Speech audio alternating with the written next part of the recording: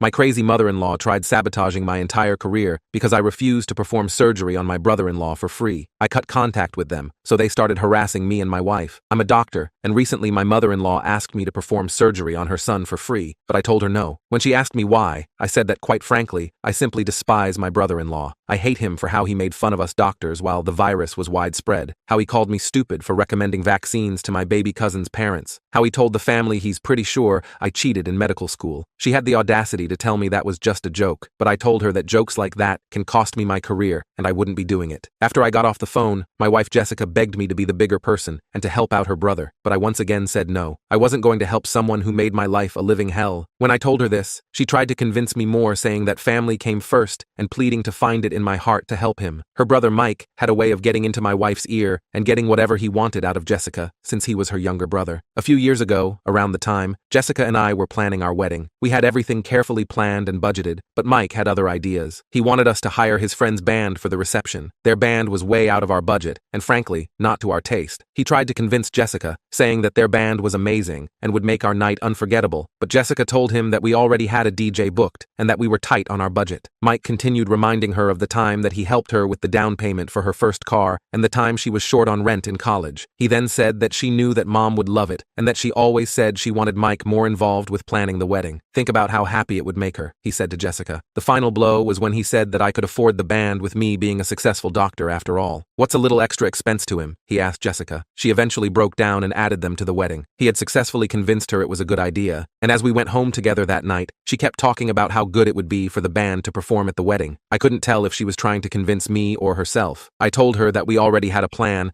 and that we couldn't keep changing things just because Mike wanted us to, and that's when she pulled the family card on me. She asked if I could just do it one time for the family, and I reluctantly agreed. The band ended up being mediocre at best, but Mike got what he wanted, as always. And fast forward to now, I'm getting the same puppy eyes and family plea that I got years ago. I reminded her of all the times that Mike belittled my profession and me, but it seemed like water under the bridge for Jessica. 2 years ago, when I was up for a partnership at a prestigious clinic, it was a golden opportunity. The family had gathered at my mother-in-law Linda's house for dinner. I was excited to share the news with everyone and hopeful that even Mike would see this as a big achievement. As I explained the opportunity and how close I was to securing the partnership, I noticed Mike smirking. He said it was a step up and asked me if I was worried that someone else could get the position. I said of course I was, but from the way the founder was speaking, it seemed like he was interested in me. Jessica told Mike to think more positively, and he said to her that I shouldn't have anything to worry about as long as I didn't have any skeletons in my closet. I didn't know what he was talking about at the time, but I continued our conversation. I couldn't shake the feeling that something was wrong. I decided to ignore Mike's comments. I figured he was just trying to get under my skin, as usual. A few weeks later, just as I was preparing for the final review with the clinic's board, I received an anonymous email. It contained screenshots of forum posts and emails, all suggesting that I had been involved in malpractice. The accusations were baseless, but they were damaging enough to cast doubt. I was blindsided. I had no idea where these rumors had come from, but they were spreading like wildfire. My colleagues started treating me differently, and the board began to hesitate about my partnership. I needed to clear my name. I hired a private investigator. What they found was shocking, but, in hindsight, unsurprising. The anonymous posts and emails had all been traced back to a burner account linked to Mike. I was enraged. I went to Mike's house immediately to confront him. I told him that I knew he tried to sabotage my career and asked him what I did to deserve that. He told me that I always thought I was so perfect and tried to brag about my fancy doctor job. He said he was leveling the playing field. When Jessica found out, she was horrified. She went off on Mike and stopped speaking to him after that, but Mike eventually found his way back in. He always did. And even though I had evidence to prove my innocence, the damage was done. The clinic decided not to move forward with my partnership because they needed to protect their reputation. My career took a significant hit, but I was able to bounce back over the past few years. After I refused to do Mike's surgery, Linda and Mike wanted revenge. They began harassing me relentlessly. They call me at all hours, disrupting my sleep and work. They'd show up at the hospital, causing scenes and embarrassing me in front of my colleagues. One morning, I was in the middle of my rounds when I saw Mike in my waiting room near the reception desk. My heart sank. I had a bad feeling about this. As I approached the nurse's station,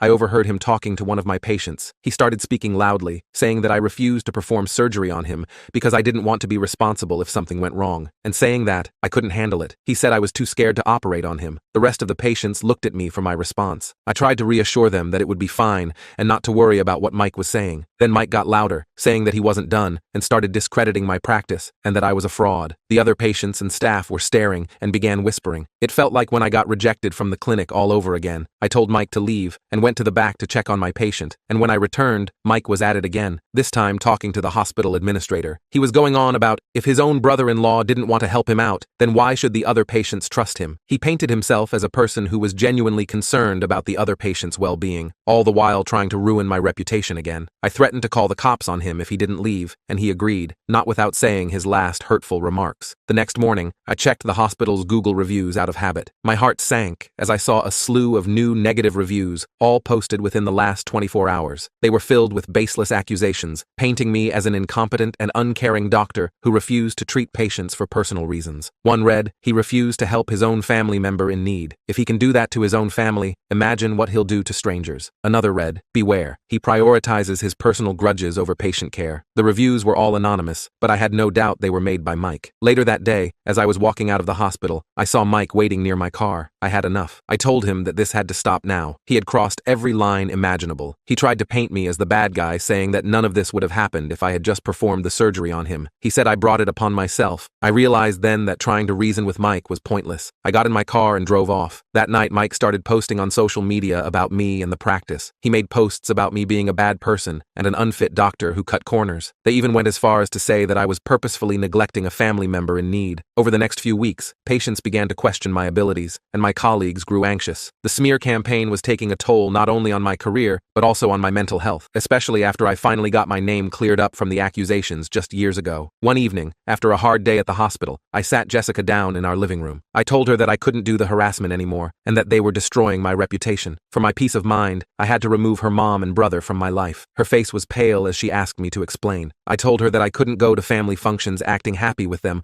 while they were in the streets slandering my name and almost costing me my career twice. Her mom and brother still had Jessica wrapped around their finger. She said that she couldn't choose between me and her family, and that it wasn't fair that she had to make that decision. I told her that I'd give her a couple of days to make her decision. She said she didn't need that. She told me she loved me, and that she understood how much it hurt me to face them. She ultimately chose me. However, the decision didn't stop Linda and Mike. They turned their harassment towards Jessica. They accused her of being disloyal and cold-hearted. They called her repeatedly, sent hateful messages, and even showed up at her workplace, causing scenes and disrupting her life. Then, out of nowhere, an anonymous email landed in my inbox. It contained screenshots of conversations between Mike and another family member, revealing a plan to ruin my career if I didn't agree to the surgery. I was shocked, but not surprised. It was the final nail in the coffin. I showed Jessica the email. She couldn't believe that they would go that far, but I knew firsthand how vicious Mike was. This didn't surprise me, but I knew I had to put an end to it. Jessica decided to confront her family. She arranged a meeting with Linda and Mike and brought the screenshots with her. They thought that she was meeting with them to give them the news that I agreed to do the surgery, but they quickly realized what the meeting was about when I joined her and laid the papers on the table. The confrontation was heated. Mike denied everything at first, but when faced with the proof, he became defensive. Jessica asked Mike why he would do such a thing when I did nothing to him, and he said that I was never good enough for Jessica and that I was weak. I guess this was his plan to show her that. She always placed Mike as the #1 guy in her life for years, since he was her little brother, and now he just seemed jealous because he didn't have her attention anymore. After Mike's doings were affecting her personal life, she realized how destructive they really were and how her mom was an enabler this entire time. She decided to cut them off as well, blocking their numbers and social media accounts. Jessica and I were left to deal with the emotional fallout. We had hoped that cutting ties would bring peace, but instead, it left a void that was hard to fill. Jessica struggled with guilt and sadness after losing her relationship with her family, while I tried to put together the broken pieces of my professional reputation and deal with stress from the ordeal. In the weeks that followed, Jessica and I focused on rebuilding our lives. I sought therapy to help cope with the stress and trauma of the past months, while Jessica leaned on a support group. My colleagues eventually started to see me for what I really was, and not the Mike narrative that was going around. They offered support and encouragement. Through time, I restored my confidence. Gradually, the rumors and accusations began to fade, and my reputation as a skilled and compassionate surgeon was reinstated. Jessica, too, found new strength. She immersed herself in her work and hobbies, finding new friends who supported her unconditionally. A few months later, I received a surprising letter from Linda. She apologized for everything, admitting she was wrong to side with Mike without understanding the full situation. She asked for a chance to mend the relationship. I showed the letter to Jessica and asked what she thought about it. Jessica read it and began crying. She said that we could give her mom another chance, but she said she wasn't ready for Mike. I agreed and told her that we could take one step at a time to protect our peace. We decided to meet Linda at a local coffee shop and set clear boundaries from the start. I was unsure the reunion would go smoothly, but I was hopeful. Mike, on the other hand, showed no remorse. He continued his life without me and Jessica. Years later, Jessica and I have built a happy life together. We've learned to cherish our relationship and the family we've chosen to build around us. One evening, as we sat by the fireplace, Jessica looked at me and smiled. We'd been through so much, but I wouldn't change a thing. It brought us here together, and we were stronger than ever. I took her hand, and at that moment, we knew that we'd made the right choices.